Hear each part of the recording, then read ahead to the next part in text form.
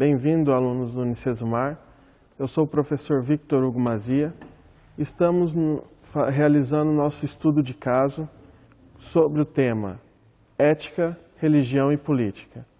Bom, nós estamos na Câmara Municipal de Maringá e vocês podem notar as bandeiras nacionais aqui, a de Maringá, Paraná e Brasil, e um crucifixo, uma cruz logo acima. Também temos algumas bíblias aqui na Câmara. O que vocês podem notar são elementos religiosos num contexto político. O que diz respeito ao nosso tema de maneira singular.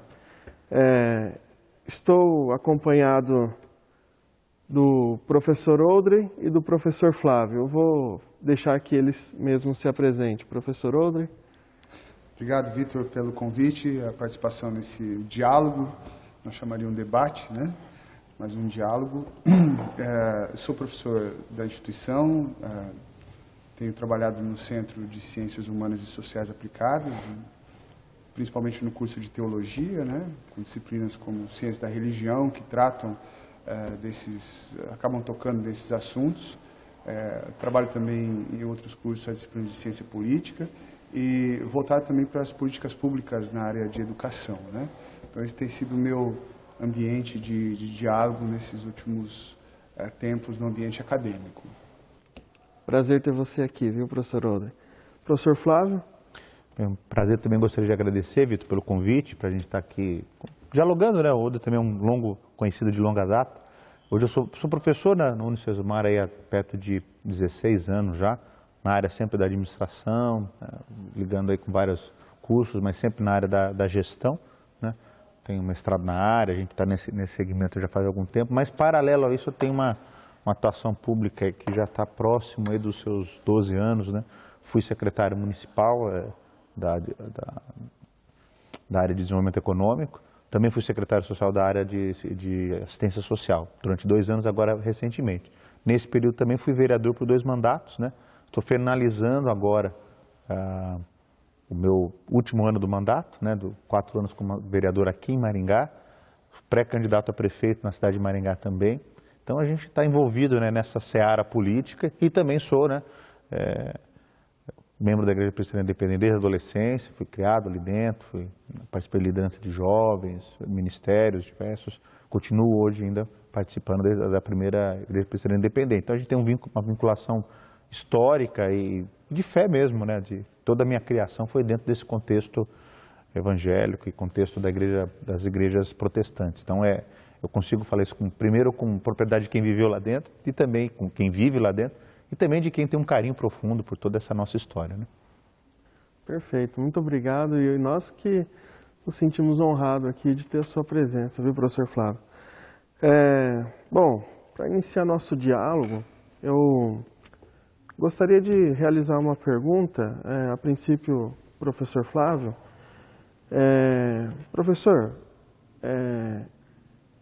o senhor que já tem uma experiência na atuação da administração pública e o senhor que é um cristão, há uma dificuldade muito grande no quesito Estado laico e valores cristãos, ou seja, o cristão, na medida em que ele é eleito, ele tem uma dificuldade em administrar para o bem comum, sendo que ele tem valores cristãos. Como isso é possível, ou se não é possível? É uma pergunta ampla, né? Mas assim, eu diria que as dificuldades que a gente tem dentro de uma carreira política, eu gosto muito de desmistificar isso, porque ela é a mesma dificuldade que você tem quando você é um profissional, em qualquer emprego que você esteja, quando você é um empresário, quando você é um empreendedor, porque as questões éticas, elas povoam as nossas decisões no dia a dia, né? É no dia a dia que você vai ser honesto ou não, você vai ceder à corrupção ou não, onde você vai ser correto, onde você vai exercer toda a questão da ética cristã, do posicionamento cristão, é no dia a dia. Não muda muito aqui. As escalas que a gente tem de repercussão, sim. Uma decisão tomada por um prefeito tem uma repercussão muito grande sobre toda uma comunidade, então ela tem uma responsabilização maior.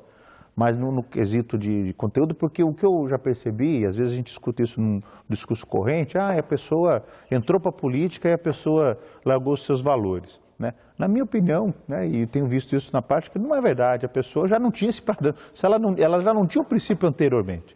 Ela só estava numa circunstância em que aí houve mais oportunidades e ela jogou fora os seus valores. Né? Então a dificuldade do cristão, é a dificuldade que a gente tem hoje numa sociedade que é uma sociedade pós-moderna, uma sociedade relativista, uma sociedade que a todo tempo está questionando os nossos valores cristãos. Isso aí que tem entrado dentro das igrejas. Então, eu acho que, né, a questão do amor ao dinheiro, né, como raiz de todos os males, entendendo, né, o amor a mamão, isso pega a igreja, mas pega o poder público.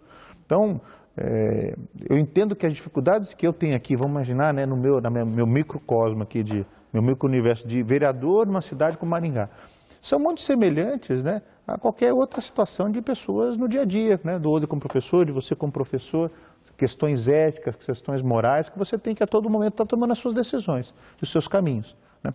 É claro que aqui às vezes envolvem questões que trazem assim, vamos imaginar, questões públicas, né? Nós estamos discutindo recentemente, por exemplo, nós estamos no plenário da Câmara, né? Ela, inclusive, né, é uma homenagem a um vereador que foi presidente da casa, chamado Ulisses Bruder, foi presbítero da Igreja Presbiteriana também, uma pessoa que tem uma participação política muito ética, ficou como vereador, fez a sua participação, saiu da vida pública, mas a questão se deve ou não deixar a cruz, né? A cruz está aqui, um símbolo cristão, nós temos a Bíblia, tem a leitura da Bíblia, como todo início de sessão, você tem um texto que, de uma forma dividida entre todos os vereadores, leem um trecho da palavra. Quer dizer, há um questionamento do Ministério Público advindo de um questionamento da Associação dos Ateus do Brasil sobre se a gente deveria ou não ter isso aqui, que não deveria. Então, é uma discussão complexa. Né? Hoje a gente não tem respostas muito fáceis para praticamente nada, mas que precisa ser discutida sobre a ética cristã. Então, no dia a dia dos princípios básicos, eu acho que não, mas essas questões mais polêmicas, de fato, são quando você coloca toda a tua capacidade de pensar enquanto cidadão e também enquanto cristão, como é que você concilia essas questões. Perfeito. Audrey, o que você pensa sobre esse tema que o professor Flávio acabou de comentar, sobre essa questão da ambiguidade Estado laico e valores cristãos? Você acha que é possível trazer uma ética melhor para o Estado sem necessariamente que os seus valores cristãos influenciem e aí você acabe representando apenas uma parcela da população? Ou seja, é possível mudar o cenário ético com os seus valores cristãos sem que necessariamente você imponha a sua religião esses valores? Olha, Vitor, essa questão do Estado laico, em muitos momentos, em muitos estados, acaba sendo um aspecto mais idealístico, utópico, do que necessariamente algo que se reflete na prática. Nós temos ao redor do mundo vários estados que são denominados estados laicos, mas que acabam, hora ou outra, privilegiando determinadas religiões ou determinadas denominações. Né? Uhum. Então, esses modelos estatais, em que você tem o Estado dito Estado laico, ou o Estado teocrático, ou quem sabe até o Estado ateu, né? Porque você já teve isso ao longo da história, são opções que na prática são conflituosas, como é a sociedade democrática. Né? O exercício do poder é um exercício de contradição, porque você sempre vai ter, e daí a palavra política, né? O objeto é o poder, em que você tem o lado de quem exerce o poder e o lado de quem o poder é exercido.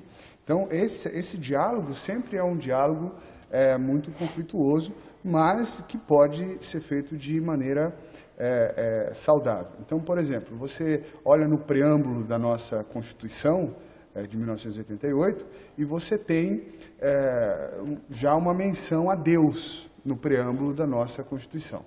A pergunta que talvez religioso, que não necessariamente seja um religioso cristão, faria que Deus é esse? Será que é o meu Deus que ele está se referendando? Esse Deus com letra maiúscula que está lá no preâmbulo é uma referência a Yahvé, ao Deus do Antigo Testamento, e aí tem os valores cristãos, que é esse que enviou Jesus e que dá origem ao cristianismo. Então veja como essa discussão ela é ampla, e a esfera da prática política, como o vereador Flávio Vicente disse, é tensa para aqueles que trazem os seus valores para o diálogo público, né? Então veja. A gente até discutiu, desculpa, só para a gente, eu acho que promover esse diálogo. Essa discussão, Rodrigo, a gente teve muito na questão aqui com relação à questão de gênero, né? A questão do gênero, ser ou não estudado na sala. E aí, quando saltou essa questão, o Estado é laico, aí veio um grupo, não, o Estado não é laico. E a questão, a gente levantou alguns pensamentos sobre isso. Primeiro que assim, o Estado é laico, mas a população, o povo é religioso. Isso eu não posso desrespeitar isso. Também eu tenho esse lado até de uma construção histórica. Por exemplo, essa cidade onde nós estamos tem lá uma história recente do que aconteceu. Ela foi colonizada por pessoas que tinham a sua fé. Isso eu não posso esquecer e falar, não, era só um homem. Não, ele tinha sua fé, sua prática religiosa, católicos, protestantes nessa cidade. Quer dizer, isso tem que estar registrado, isso tem que estar isso tem que ser respeitado, porque as pessoas querem, na verdade, elas querem promover, muitos dos que, aí, especificamente dos que vieram aqui pleitear essa questão do Estado laico, estavam muito mais pleiteando um Estado ateu do que um Estado laico. E aí, esse laico, no entendimento de muitos aqui, é um Estado, inclusive, que desrespeita a própria questão da liberdade religiosa, né? Quer dizer, é um laico ateu que, assim, você não pode pensar assim porque isso desrespeita o Estado. Então, é uma questão tensa. Promove a questão tensa mesmo. A liberdade religiosa, ela é conflituosa, ela já traz em si um conflito inerente. Porque eu posso ter princípios da minha religião que ferirá diretamente a sua religião. Né? É que nós acabamos discutindo sempre na esfera das religiões cristãs. Então essa discussão acaba sendo tensa, sim, porque você tem os dogmas, você tem as doutrinas das diferentes religiões. Dentro do mundo protestante, evangélico, que seja, você também tem as suas tensões e as concepções interpretativas da própria Bíblia, e que vai trazer um reflexo, obviamente, para a sua ação no mundo.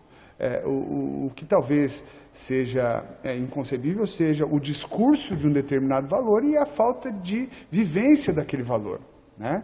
Então você tem um discurso da verdade, do amor, e que na prática, por exemplo, na vida pública, na vida política, isso não fica evidente, né? Então veja, o nosso modelo é um modelo representativo. Então, a quem o vereador Flávio Vicente representa, né? Quem votou? Você pode ter um cristão, você pode ter um ateu, porque aí a questão é como é que nós vamos transcender esses valores da vida privada para a discussão na vida pública, né? Então veja o espaço de tensão de tudo isso. Mas nós temos ateus na nossa sociedade, nós temos cristãos na nossa sociedade, né? E até essa questão representativa, eu penso muito no seguinte sentido. Dado ao modelo nosso, né, no modelo, aí eu vou pensar da eleição proporcional. Para uma Câmara de Vereadores de uma cidade como Maringá, com 260 mil eleitores, você tem, assim, com o sistema proporcional, que você tem uma enormidade de pessoas disputando, você tem a chapa de vereadores, então você tem lá 15, 20 pessoas, na verdade hoje são 23 candidatos por chapa, elegendo um só, quem se elege aqui, a representatividade dele enquanto voto é muito pequena. Né? A pessoa mais votada aqui teve 2%, 1,5%. Boa parte da casa tem menos de 1%. Você tem ali entre 1% e 1,2%. Se você juntar os 15 vereadores, você não tem 20% dos votos em todos os 15 eleitos aqui. Você não tem 20%. Então, 80% de uma cidade não votou nos 15 que estão aqui. Então, aí, quem eles representam? A cidade toda. Não dá para vir legislar somente para aqueles que votaram em mim. E nisso eu acho que há uma diferença em dois tipos que eu entendo, especialmente no mundo protestante, né? Eu acho que existe aqueles, ou evangélicos, né? Vamos pensar evangélicos. Você tem aquele que se autodenomina, né, um político dos evangélicos e um político que é evangélico. Na minha visão, são duas posições bem diferentes. Um político dos evangélicos é um que veio especificamente para defender as bandeiras específicas do mundo evangélico, né?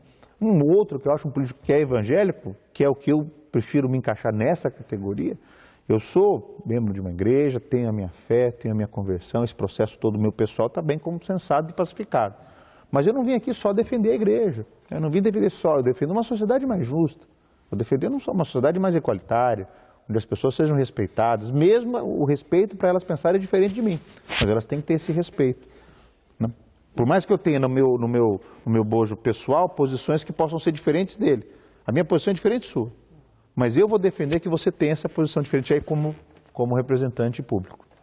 Nesse sentido, então, a gente pode perceber que o cristão ele é motivado pelos seus valores cristãos a participar da política, porém ele não vai para a política para favorecer os interesses evangélicos, mas sim trazer uma sociedade mais justa. Os interesses do reino, vamos dizer assim, para pegar um termo mais, né, que não são sectários. Né, assim. A gente até brinca que você tinha o chamado curral eleitoral, e aí quando a gente vai para o ambiente cristão, a gente diz que é o aprisco eleitoral. São aquelas ovelhas que vão... isso é terrível, né? A gente ter essa concepção de formação política, né? E só falando de representatividade e a questão do cristão dentro da política, uma pergunta, professor Flávio. Professor, qual a sua perspectiva hoje em relação à bancada evangélica? E você acha que a bancada evangélica ela se preocupa com a justiça ou ela é mais uma bancada mais moralizante, uma bancada que se preocupa mais com a moral do que com a própria justiça? E como que o senhor vê vamos dizer assim, a bancada evangélica?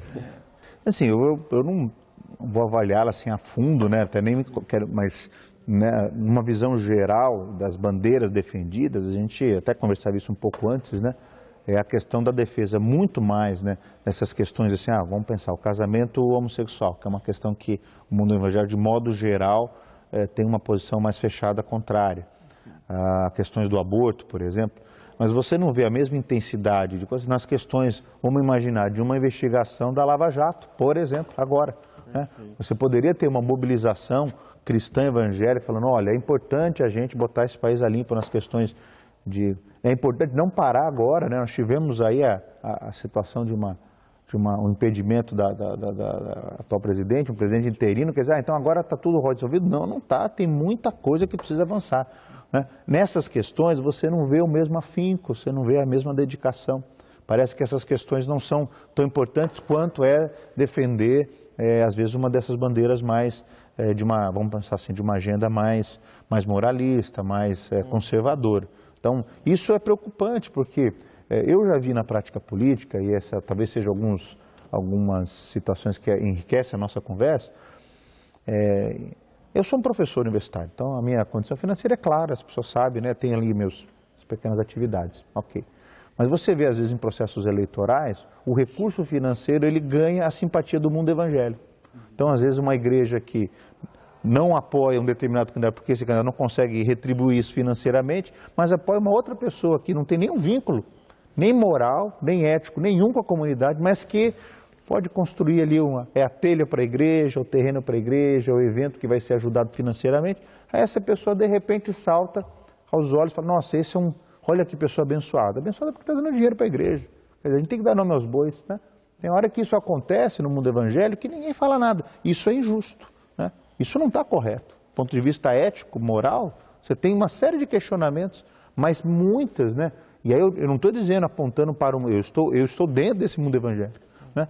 Que a gente vê isso, né? Na época nós tínhamos, hoje menos, né? Porque até mudou muito a própria sociedade, mas as famosas concessões de rádio, né? Eram trocados votos no Congresso por concessão de rádio. Não, mas eu vou trocar meu voto por uma coisa que é injusta, porque aí eu vou pegar a rádio e fazer coisa justa, que é pregar o evangelho. Talvez o mais triste ainda seja de você... Triste, né? Assim, contraditório, talvez seja um adjetivo melhor, seja você encontrar em alguém que não tem esses mesmos valores na sua vida privada, mas que te representam com valores na vida pública. Sim, sim. Ou seja, alguém que seja mais ético na vida pública do que alguém que se diz, vamos dizer, evangélico, católico, ou mesmo cristão de maneira geral. Né? Então, essa contradição acaba sendo mais complicada para lidarmos. E às vezes isso acontece, né? A gente se sente muito mais representado, às vezes, por uma pessoa que não tem ligação de fé nenhuma. Talvez assim, se a gente... Eu tive uma conversa muito interessante com o escritor o Laurentino Gomes, né? Dizendo que Jesus não era politicamente correto. Né? Hoje é um termo que a gente usa muito. Ele falou, Jesus não é de jeito nenhum, né? Ele pegou, por exemplo, ele pegou no pé de quem? Da elite religiosa da época. Ele pegou e não pegou no pé das prostitutas, dos publicanos, né? Que eram os caras que... Vamos tentar, se a gente conseguisse fazer uma transposição para hoje, quem seriam esses grupos, a gente veria aí mais claramente assim, a gente aponta muito o dedo para alguns grupos que a gente discorda. Em nenhum momento Jesus deixou de discordar da prostituição. Mas não era o grupo que ele falava, ó, quem é o sepulcro caiado são esses fariseus que estão revestidos, né, dentro de um uso e costume religioso, mas o pessoal na prática mesmo, né, é podridão que tem ali dentro. Então, isso eu também sinto, sabe? Às vezes eu me sinto mais bem representado por parlamentares que não são necessariamente da chamada bancada evangélica, que muitas vezes têm a idêntica prática de vamos pensar, de uma pessoa desonesta, do tradicional político corrupto, do que, então a gente precisa fazer essa autocrítica, porque não é só ter uma grande bancada evangélica que vai resolver o país, né? Não é assim. Aliás, um dado interessante, o IBGE, desde 2010, vem trazendo uma pesquisa em que mostra que aproximadamente 80% da população brasileira se diz cristã. Desses 80%, 60% se dizem católicos e 40% e alguma coisa evangélicos. E ainda assim nós não conseguimos notar uma mudança ética significativa no nosso país. Nós temos uma população que se diz evangélica, mas que a ética do país está em crise. Porque hoje a crise não é política, a crise é ética, é uma corrupção endêmica, onde em vários setores da sociedade, em todos os lugares, nós podemos notar uma espécie de ausência mesmo de ética e de caráter entre as pessoas. Bom, e aí é um discurso, uma questão um pouco contraditória, nós pensarmos num país predominantemente cristão e ao mesmo tempo é um país que não tem ética, uma ausência de ética. É a praxis, né? O discurso é muito bom, eu posso veja, mas a prática do dia a dia, né?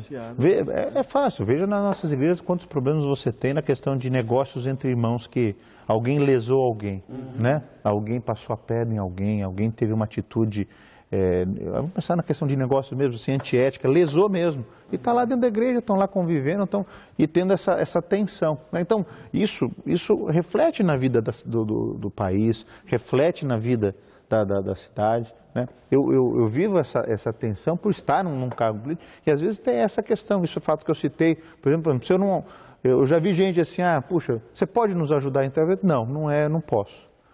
Então nós não temos a ajuda dos políticos evangélicos no nosso projeto. Quer dizer, é maniqueísta, né? Porque quer manipular, fala, olha, se você ajudar, você é um bom político cristão, se você der dinheiro, no final das contas, a resposta é essa, né? E aí você vive essa tensão. Falei, nós vamos caminhar nisso aí? É uma discussão, né?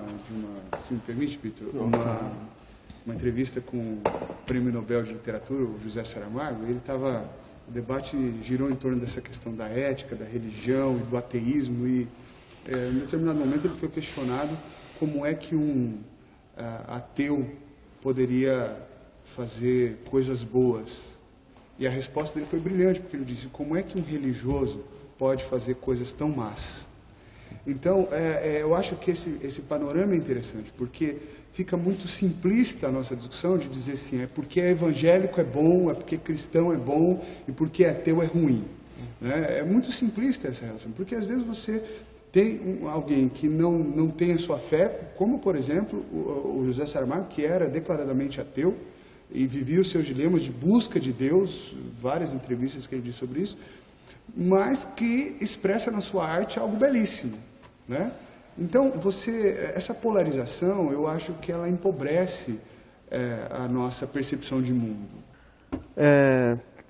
Pessoal, uma pergunta que nós precisamos fazer um pastor, seria ético o pastor se candidatar e, na medida em que ele é eleito, ele manter o título pastor e se manter pastor de uma igreja, exercendo uma função eclesiástica dentro da igreja? O que vocês acham disso? Vitor, primeiro definir o que é pastor, né? Do ponto de vista bíblico, de uma maneira geral, o pastorado ele é um dom, que não necessariamente está associado a um título oficial dado por uma igreja.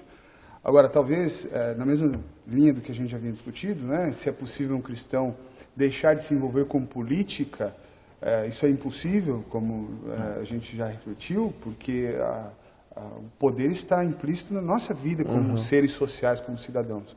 Agora, o envolvimento político partidário, ele é uma opção, né? De você se filiar ou não, de você se candidatar ou não, enfim. Agora, o cargo de um pastor ordenado por uma igreja, em que vai se valer daquele título para, quem sabe, se eleger ou não, e também para defender uma determinada causa, eu acho que esse se torna o maior, digamos, dilema ético nessa vivência. Por que é que esse pastor, com essa função pastoral numa determinada denominação, está se candidatando? O que é que ele quer representar? A quem ele representará? Como é que ele vai conduzir, na esteira do que a gente já havia discutido, a sua postura ética, moral, dogmática, na discussão da esfera pública? Então, é possível que esse pastor se candidate? Sim, mas como qualquer outro profissional, digamos assim, eu não posso fazer daquele ambiente um ambiente de curral, em que eu só vou, ou corporativista, eu só vou defender a classe tal, eu vou defender a classe médica, vou defender a classe dos professores. Não, o debate tem que ser mais amplo, e quanto mais elevada a esfera política, mais amplo ainda a sua discussão deverá ser, né? Então, é possível? Sim. Agora, como toda a conversa que nós já tivemos, o aspecto pode ser extremamente conflitivo se você não, ou conflituoso se você não tiver uma postura adequada. Eu vou caminhar um pouco nessa mesma linha, no sentido assim, a ética do próprio indivíduo enquanto pastor, aí saindo da questão do dom, porque aí eu acho que ele não deixa de ter o dom de pastorado por estar numa função pública, sem dúvida. Mas a questão formalizada, ele estar assim, à frente de uma igreja, vai depender muito da visão dele, desse processo, né? Por exemplo, o que é o seu pastor, por que agora eu estou como prefeito, vereador, deputado? Essa é uma situação. A outra situação, até que ponto, aí eu estou olhando sob o ponto de vista, ele, indivíduo, tomando as decisões, né? Até que ponto isso não pode se misturar, e aí você usar a tua autoridade enquanto pastor para, vamos dizer assim, reforçar ou proteger a tua autoridade enquanto político. Então, assim, você vota em mim não porque eu sou um bom deputado, mas é porque eu sou seu pastor. Entendeu? Essa dificuldade, eu vou dizer assim, na minha prática, né, eu optei e tornei muito tranquilo todo o período do meu mandato de não ter nenhum cargo de liderança. Poderia até ter pensado, né, alguns ministérios da igreja, estar à frente.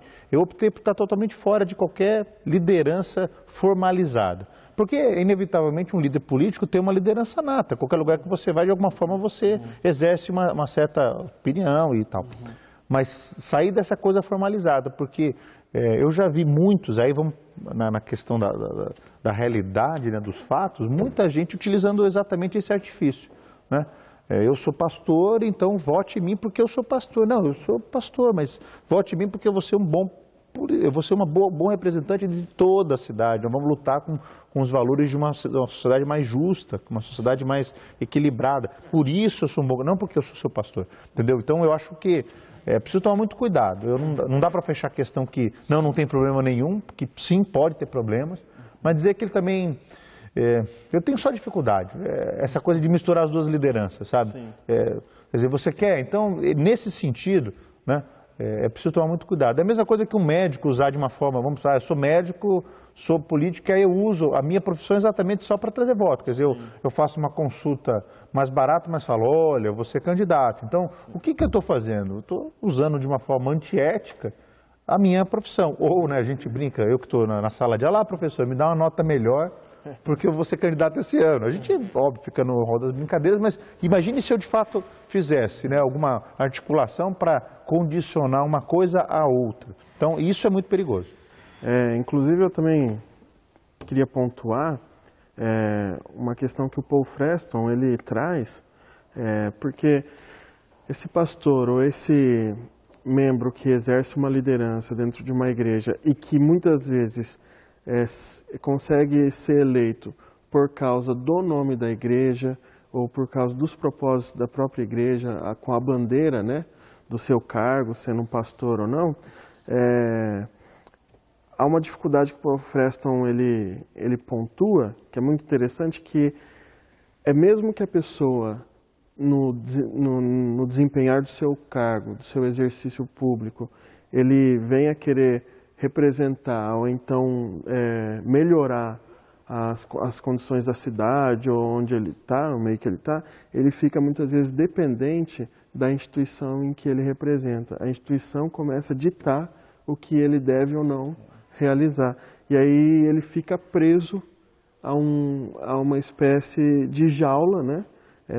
Uma corporação, e ele acaba representando, ou então legislando, ou então exercendo sua administração em favor somente da instituição e promover um risco, né? Eu não acho, talvez, uma coisa que venha adendo a isso, é assim, eu não acho que a igreja não deva participar do debate político. Sim. Sabe? Porque o que aí você vê? Você vê, de um lado você vê essa situação que você descreveu, de fato a igreja toma um candidato para si, fala ele é da nossa denominação, vamos votar no Paraná inteiro, vamos eleger deputado, ele elege, tá, essa é uma coisa. Do outro lado também eu já vi, que eu acho assim, questionável, né, esse tipo de posicionamento. Do outro lado, eu também vejo igrejas que assim, bem, nós não recebemos nenhum candidato, nós não abrimos espaço para ninguém na época da eleição, não toque nesse assunto na igreja porque isso aí é errado. Entendi. Que aí é um outro extremo, que é ruim também. Né? E eu vivi isso e vivo, né, na questão prática. Você tem igrejas, aí eu vou dizer do meu posicionamento muito pessoal, qual eu acho que é um posicionamento bem equilibrado. A igreja recebe, né, a pessoa vai lá no culto. Fica lá, num determinado momento a igreja chama, temos candidatos aqui, prefeito, deputado, vereador, chama, a igreja ora, são pessoas que estão pleiteando, né, uma representação pública, e acabou, não dá palavra para ninguém, e ok, faça isso. Apresenta, né, como opção. Apresenta como opção. Se isso quiser ser debatido numa esfera mais interna, vamos imaginar que essa pessoa seja membro da igreja. Então nós vamos fazer porque essa pessoa é daqui, ou é da denominação, nós podemos abrir para questioná-lo, arguí-lo sobre as motivações. Isso é uma coisa, mas tem igrejas que não fazem nem nada, elas simplesmente fecham a porta e acham esse assunto proibido. Talvez uma coisa que ajude, Vitor e Fábio, seja a gente tentar olhar ao longo da história figuras que representa um pouco disso. Então, quando a gente passa por esse debate que o Flávio acabou de dizer, mais do engajamento político, então você pega, por exemplo, Martin Luther King. Né? Você tem uma liberdade que, obviamente, é membro de uma igreja, mas que você tem uma flexibilidade de discursar, de se engajar politicamente. Né? Se você pega as figuras históricas do protestantismo, mesmo Calvino, que tinha um envolvimento social, econômico, muito, muito intenso com a vida pública da sua época. Agora, a grande questão é quando esse indivíduo migra para a questão político-partidária. Essa é a grande questão. Porque, veja, vou partir para uma esfera mais privada. Quando você começa a frequentar uma determinada denominação e você começa a discursar sobre aqueles valores, a gente ouve muito isso, né, das cobranças do tipo, mas você não é cristão, ou você não é evangélico, ou você não é protestante. Isso na esfera pública acaba acontecendo. Então você pode ter vários cargos públicos em que o indivíduo é cristão, seja da igreja católica, seja da igreja protestante, das mais diferentes vertentes, mas que como ele não aparece no debate em questões mais acaloradas, ok, ninguém vai tocar no ponto de vista da sua fé. Mas a partir do momento que ele emerge e vai fazer uma discussão um pouco mais intensa, mas está vendo? Olha lá, aquele lá é membro da igreja tal. né? Então você tem Marina Silva, você tem outros cargos na esfera do Legislativo Nacional, da Câmara, do Senado, você tem os deputados aí da bancada da Bíblia, da bancada evangélica, olha lá, então eles são acusados ou cobrados pelos seus valores também.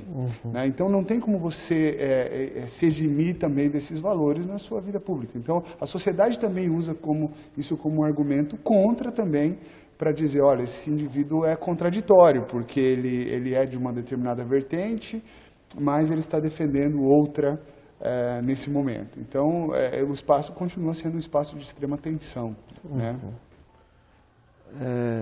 Audrey, diante da sua experiência pastoral, queria perguntar por que as igrejas muitas vezes não abrem para o debate ou o espaço político, a discussão política, e por que as igrejas não educam politicamente seus membros?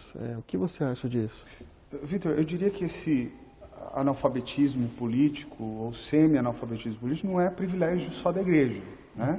A igreja ela tem um foco específico, obviamente, ela tem a sua inserção social, mas essa discussão política ela é mais ampla na sociedade. Se você olhar para a escola, as disciplinas que talvez poderiam trabalhar de uma maneira mais adequada, fornecendo todo esse repertório para o entendimento do cenário político, para a discussão do cenário político, não são trabalhadas adequadamente. Então, obviamente que a nossa discussão é pela experiência pastoral, pela vida dentro da igreja, mas eu diria que, em princípio, talvez porque o tema político, assim como, por exemplo, a sexualidade, é um tema que está carregado de muitos tabus. Né? Ao longo da história você tem muitas contradições, então a igreja foi se eximindo dessas discussões. Você vai discutir sobre sexualidade em determinados ambientes da igreja, as pessoas não estão preparadas, elas se sentem desconfortáveis. Quando você vai discutir um tema como política, que também está carregado de uma série de tabus, as pessoas se sentem desconfortáveis, elas não conseguem, elas vão dizer, talvez, não, isso, a religião e política não vão discutir, não devem discutir. Né? E não é verdade. Então, a igreja precisa romper com esse preconceito, né, um conceito errado, esse tabu, e trazer as discussões políticas para dentro do seu ambiente. Né? Não é só para essa discussão, mas veja, as igrejas com todos os seus espaços, com todos os seus auditórios, são espaços, em grande parte da semana, ociosos, que talvez sejam utilizados meramente não meramente desprezando os seus cultos, mas para aqueles, do ponto de vista cronológico, para suas celebrações. Quanta coisa você poderia fazer naqueles espaços, não só para o debate político, mas para outros tipos de ações dentro da sociedade.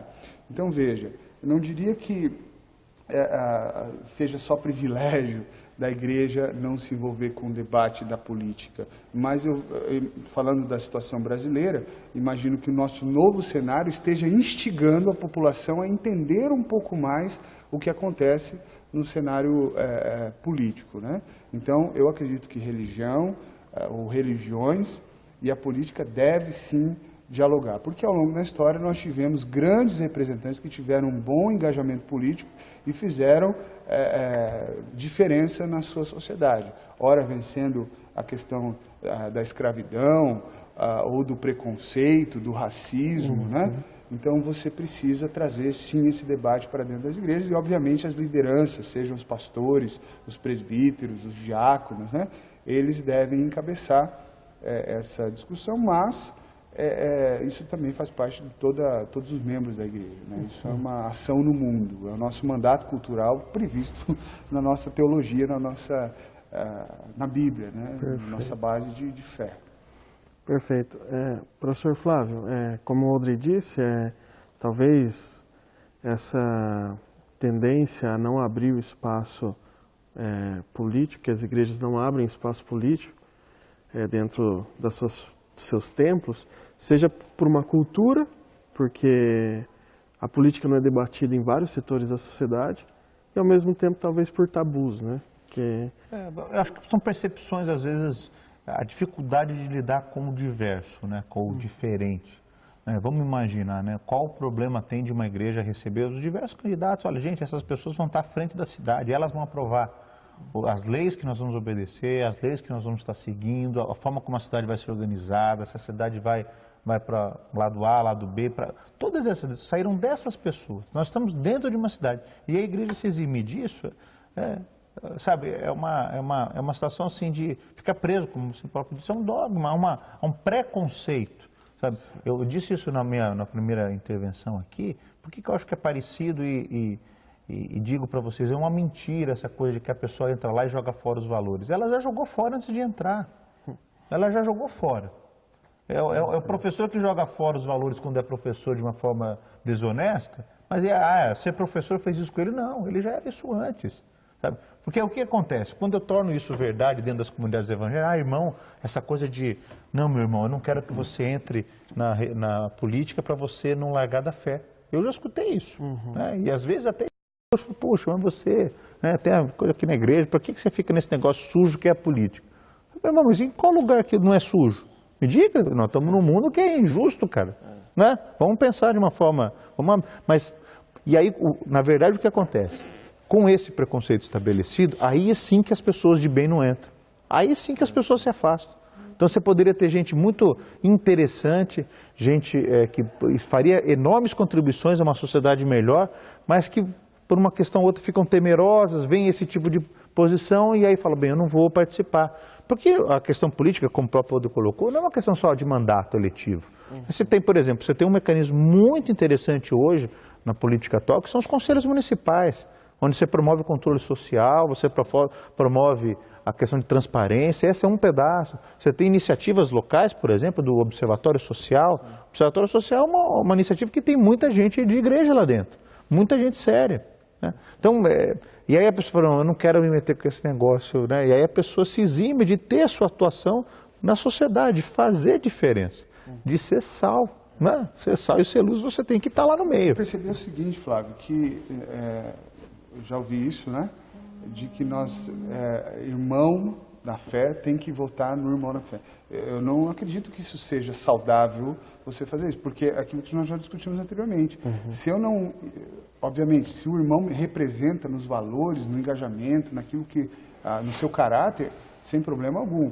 Mas a obrigatoriedade de que um evangélico só pode votar em evangélico, ou, claro, as religiões vão fazer essa discussão, ou que um espírita só pode votar em espírita, ou que... Enfim... eu acho que isso deixa a política muito obtusa e a gente acaba não vivendo a própria essência do Evangelho. Feliz aqueles que têm fome e sede de justiça. Né? Agora, quando a gente mistura essa questão da fome e sede de justiça com a questão da salvação pós-morte, de toda a teologia que se constrói, da glorificação e tal, eu acho que esse campo é que torna-se um campo, às vezes, de dificuldade na discussão. Né? Nós estamos aqui para fazer missão, no sentido de evangelizar e proclamar a salvação em Jesus Cristo?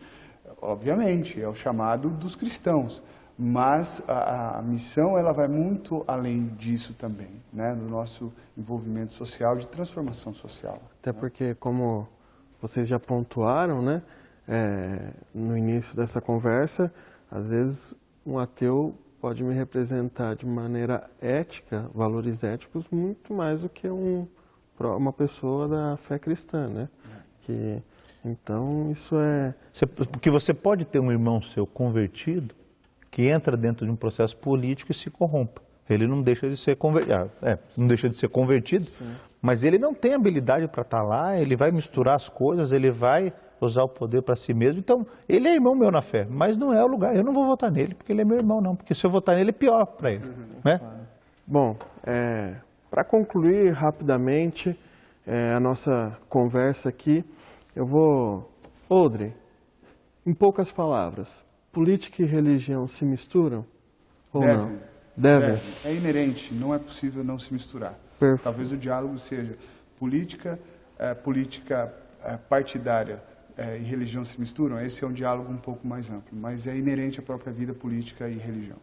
Professor Flávio, em poucas palavras, política e religião se misturam? Se misturam e as pessoas precisam se envolver.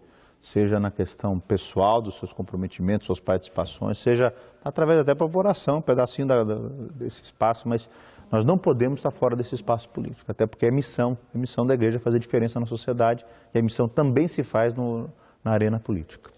Bom, eu gostaria de encerrar essa discussão, essa conversa, com essa mensagem dos nossos convidados de que nós devemos sim participar de política e que nós devemos sim se envolver e entrar com os nossos valores para que a nossa ética reflita na sociedade. Pois, afinal de contas, como o apóstolo Paulo diz, que o reino de Deus é exatamente paz, justiça e alegria no Espírito Santo. Bom, nossa sociedade carece de justiça e seria, através da política, talvez, uma forma de nós intervirmos nessa falta de justiça e promover mais ética. Bom, quero agradecer ao professor Odre e ao professor Flávio. Foi um prazer conversar com vocês e que vocês possam pensar um pouco mais sobre um tema tão profundo e que tem vários temas e conteúdos a serem explorados. Muito obrigado e até a próxima.